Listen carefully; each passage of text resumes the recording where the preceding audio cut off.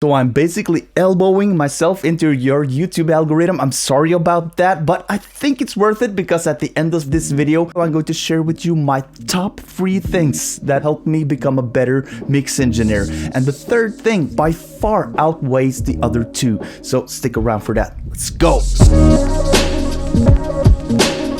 Hey, I'm Ole Petter Myhren, Subphotic, subphotic.com, where I help music makers mix and master their own music, making them release ready and ready to go and hit the world with storm.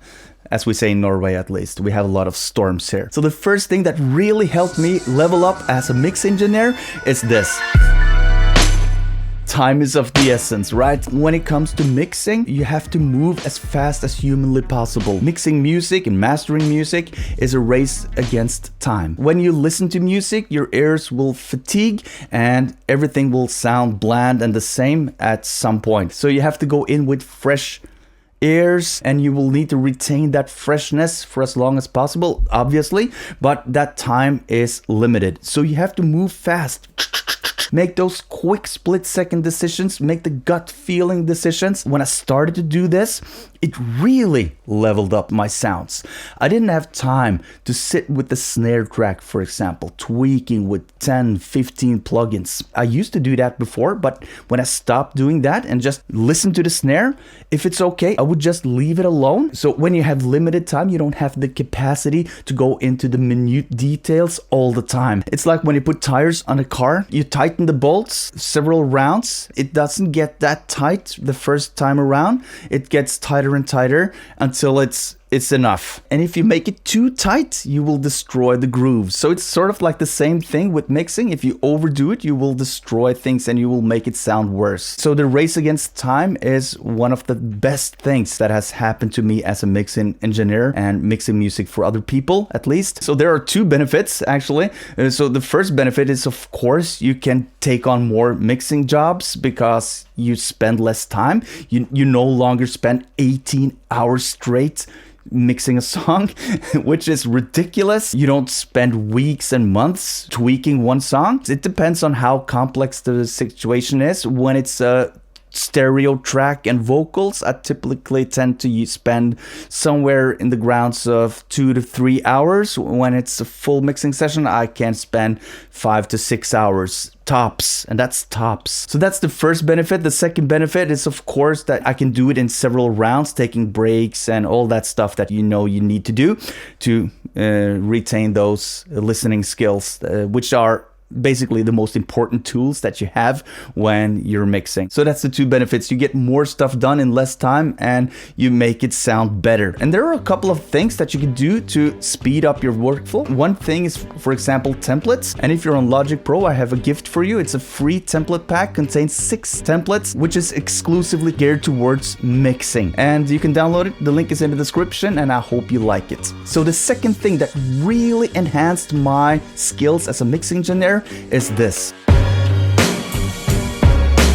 And this really ties back to the first thing, which is efficiency and speed and spending less time on something. And this is really knowing your tools. And when you know your tools, of course, you will use them faster and better. I have selected a small arsenal of tools that I use in every mixing session. And those tools are simple to use, in my opinion at least. So this is just for me and how my brain works. These are tools that I can just pull up and use and know exactly what results I'm gonna get. One of the tools is the FabFilter Pro Q3, which is really obvious. Everybody uses it, I feel, at least, but I've tried several EQs, and just to compare it to the stock Logic EQ, which is also a great workhorse EQ, the Pro Q3 is faster, I think. I can just grab a node, start tweaking it around, and before I know it, I have some settings that I like. I almost never use plugin presets. I just go into the plugin by default and I'll just tweak. I think it's an ego thing, but I think it also has helped me crafting my own sound. I've often heard, especially when it comes to synths, that you should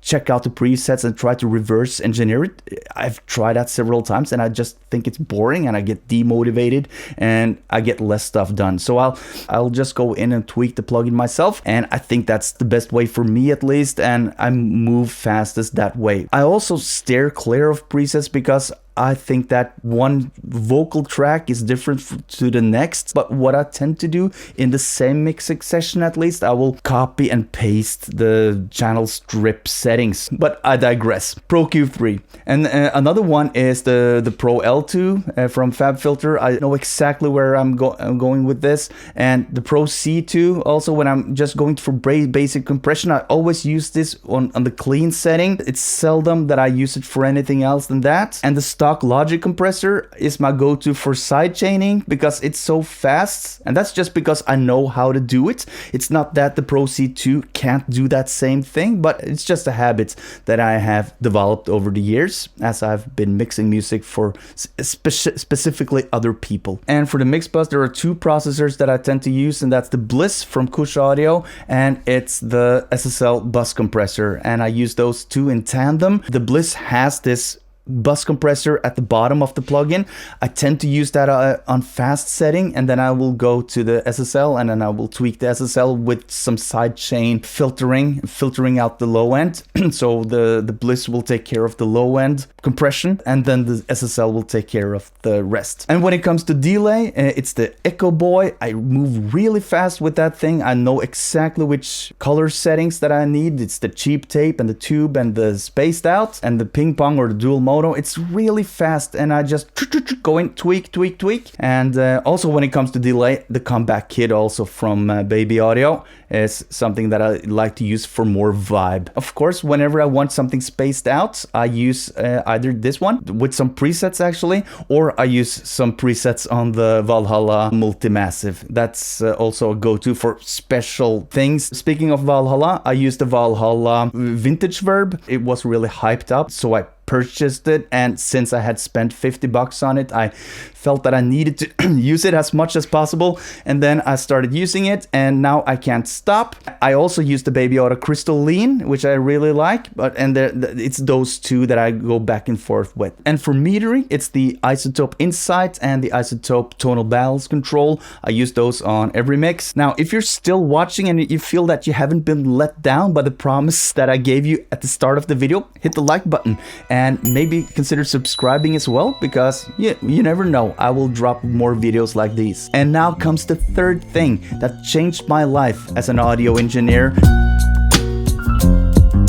All along, as I've been making music since circa 1993, 1994, there has been this continuous notion that you are specialized in one thing and you should leave other things to other people. I remember that mixing and mastering was reserved for the people who knew what they were doing. This is a fair notion, but at the same time, those people, the pros, they have started at some point at ground zero. And they did it, and they did it, and they just did it. Every single day, never giving up, getting stuff done, start on the next project, getting that done, gradually leveling up, getting 1% better for each mix, for each master. Things start to accumulate and compound and become greater and greater and greater. And you get feedback, you use that feedback to get even better, to improve yourself, and it becomes an upward spiral where you get better and better and better. If you think you're unable to mix and master your own music, you are wrong. Mixing and mastering is not rocket science. Everybody can do it, but you need the basic equipment and you can do it. You can do it. And then you can become a mixing engineer, a mastering engineer yourself, taking on jobs like I do right now. And if you want to see more videos about mixing or mastering, check out one of these two videos. Thank you so much for watching. I really appreciate it. I hope I see you in one of those videos. And until we do, peace!